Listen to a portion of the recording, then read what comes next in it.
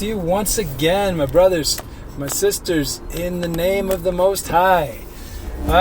Greet you amidst all that's taking place in such a time as this, upon this paradigm that we live in, that we call life, this journey, this simulation, if you would.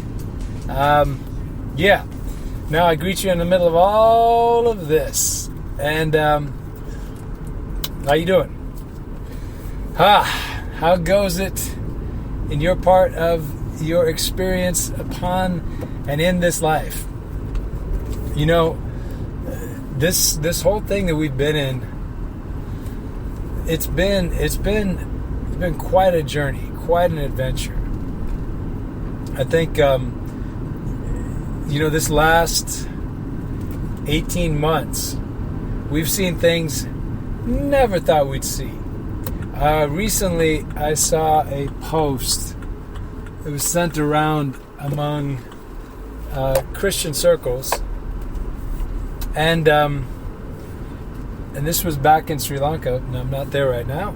I'm in the States, but this was back in Sri Lanka, and they were talking. This is from the church authorities, whatever those might be, the religious institution, 4 walls building with no people inside, that place. And they were talking about all the reasons why the people should be participating in a vaccination drive. And, I remember a church where people used to go to the church to get healed. I remember a church where the power of God was what people looked to and depended on, and which kind of helped people make their decisions and their choices. Somewhere along the way, all of that stuff just kind of seemed to disappear. I don't know what happened to those institutions. At least back then, they used to feign, some sort of connection to what's real and authentic. Now it's like, just line up, get your injection, and come here and pay your 10%. I mean, seriously, what happened? What happened to those places? Or would a better thing be to say what was already there that just kind of been revealed in this situation, revealed in this time? And I think that's the part that most of us are really understanding now. It's always been there. There's always been the disconnect. There's always been the link to something that is not right, not true, a commitment and a connection to that which is untrue. And we've seen it, but how often did people give things a pass because they were part of it? They were part of the club. They were part of the institution. They sat in the front row or 2 rows back. The pastor would smile at them from the pulpit, make them feel special. They didn't want to upset the boat because, hey, they got a lot of business from the church, a lot of clients. Go there to meet men. Go there to meet women. You know what I'm saying? People had all sorts of reasons why they participated in. But ultimately, when something is based on a falsehood, when it's based on a lie, when it's based on a half-truth, eventually that thing's going to come up and bite you. So right now, my question, what happened to the power of God being able to heal people? Where did that go? Even the conversation around that. What happened to people making their own choices, their own decisions? You see overlapping programs and the breakdown in people's even their own ability to think. Okay. On the side of the worlders and their whole push, You remember that whole thing about my body, my choice, right? That from a certain set of people, my body, my choice. That whole thing, except it goes out the window for this. People have lost their ability to connect anything. Now all they do is just whatever they're told, that's what they do. Whatever the instruction is, that's what they go with.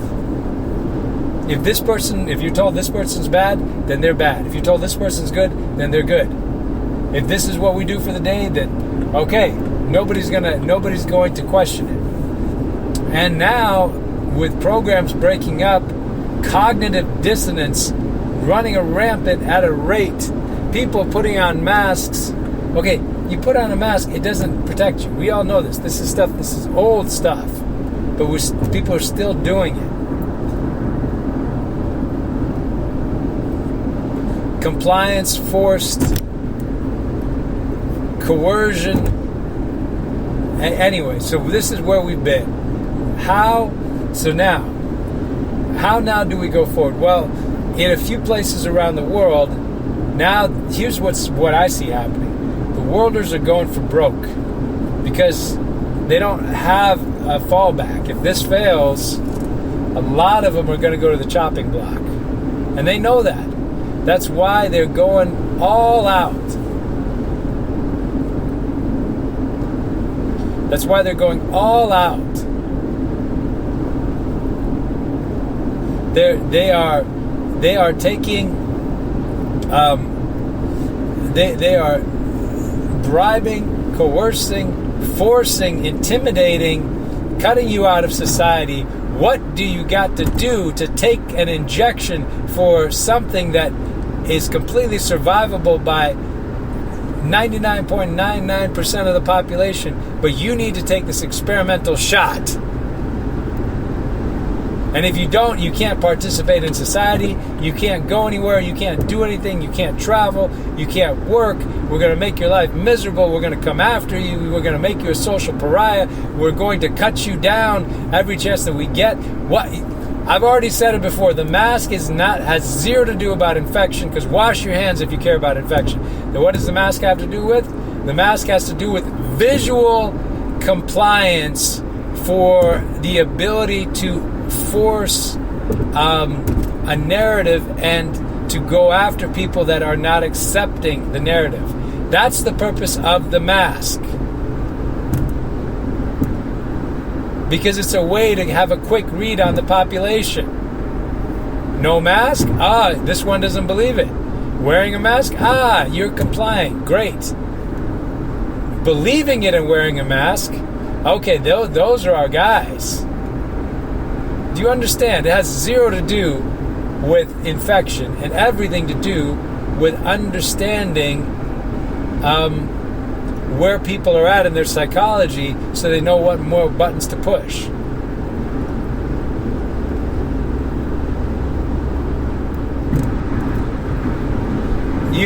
Listen, when you breathe, your body is expelling waste. Carbon dioxide is not something you want to keep in your body. When you exercise and you sweat and you lose weight, what happens is your body breaks down fat.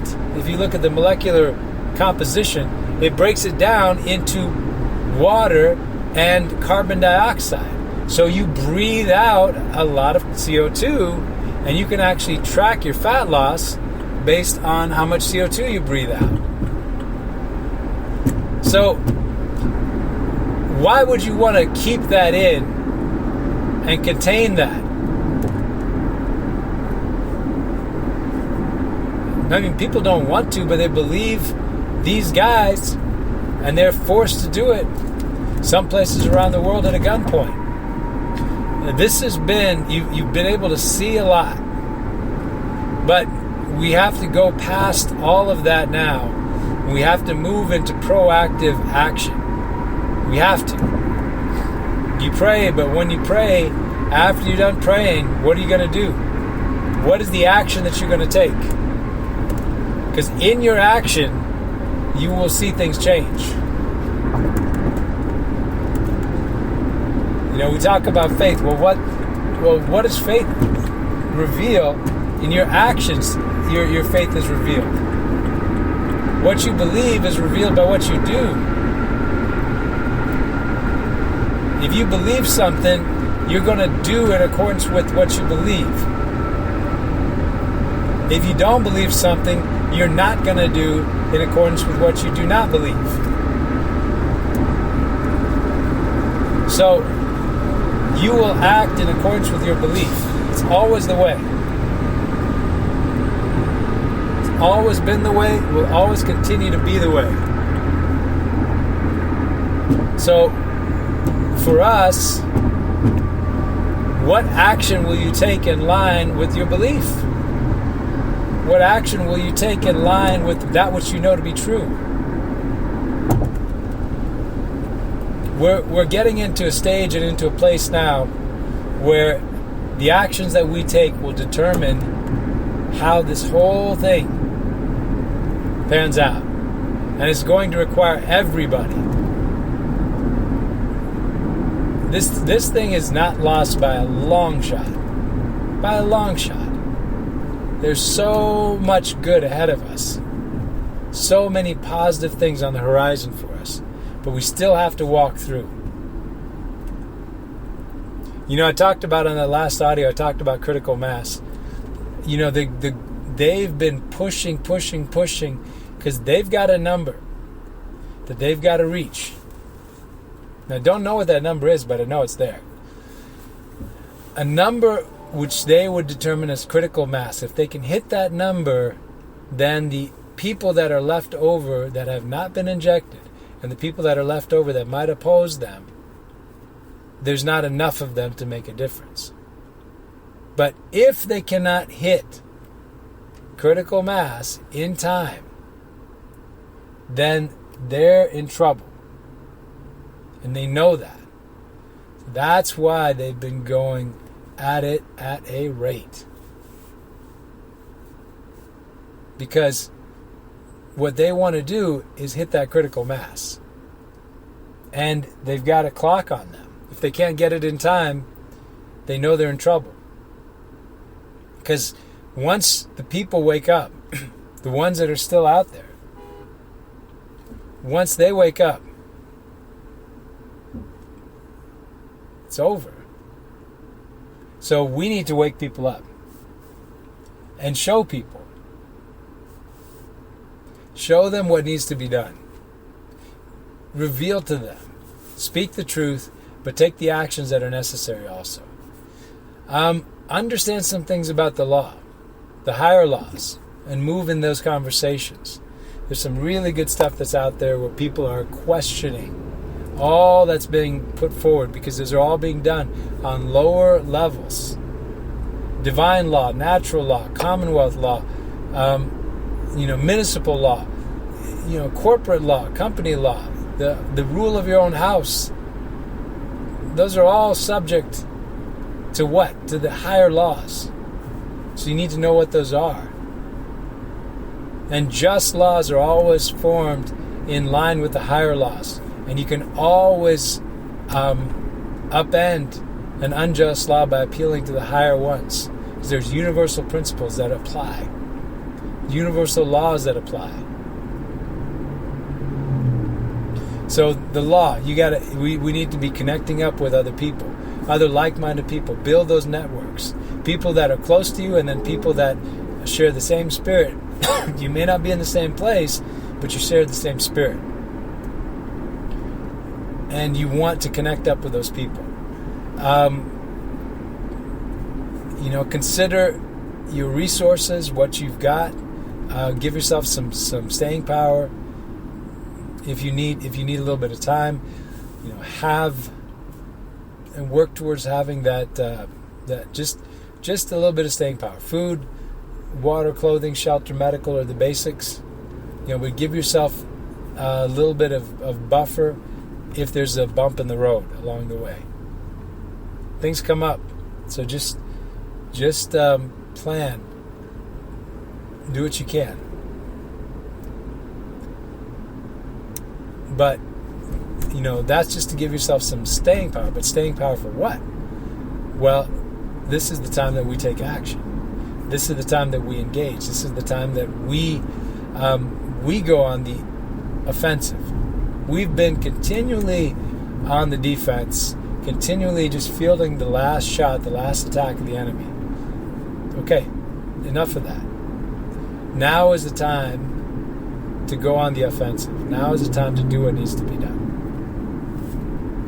So let's do it.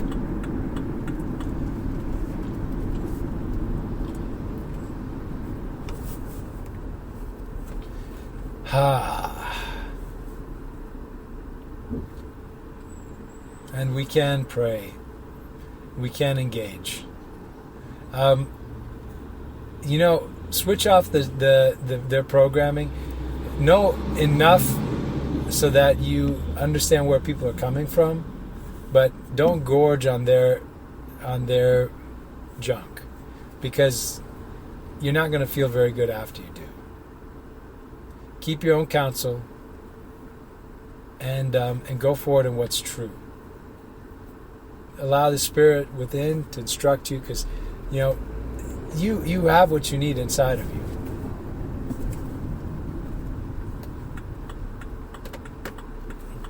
All right. With that, love you guys. Bless you. I think we're coming into a very adventurous time. I wouldn't worry about things, but you're going to have to be strong and strengthen yourself in these times, because it's going to be different. And the things from before are not going to be what's required now. It's going to have a whole different level of trust, understanding, and engagement. But now's the time. It's coming home for everybody. Everybody's has something they have to do. All right. Love you guys. Bless you. Talk to you soon. Bye. Oh, and drop us an email, faithmix@gmail.com. Talk to you later. Bye.